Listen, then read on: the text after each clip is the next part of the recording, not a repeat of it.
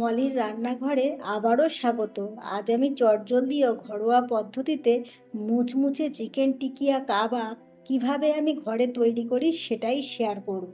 Chicken টিকিয়া বানাবার জন্য আমি এখানে 250 গ্রাম বোনলেস চিকেন নিয়েছি, ছোট বাটির হাফ বাটি ভেজানো ছোলার ডাল নিয়েছি।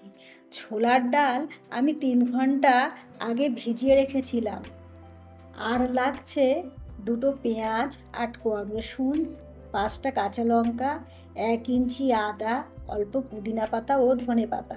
প্রথমে আমি ছোলার ডাল, চিকেন ও কাঁচা লঙ্কা মিক্সিতে পেস্ট করে নেব, আর পুদিনা পাতা, ধনে পাতা ও পেঁয়াজ কুচি করে নেব, আদা ও রসুন গ্রেট করে নেব।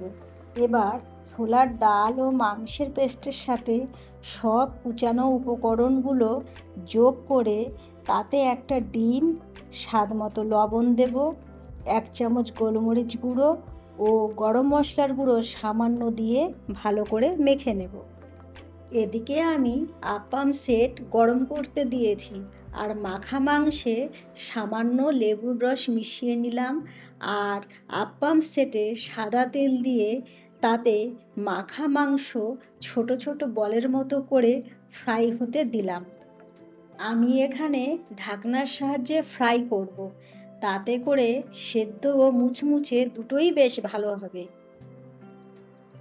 5 মিনিট পর উল্টে দিয়ে অন্য পিঠ ফ্রাই করে নেব। এখানে 2 পিঠ মিডিয়াম ফ্লেমে 10 থেকে 12 মিনিট ধরে ফ্রাই করে নেব। আমার এই সবগুলো ফ্রাই করে নেব।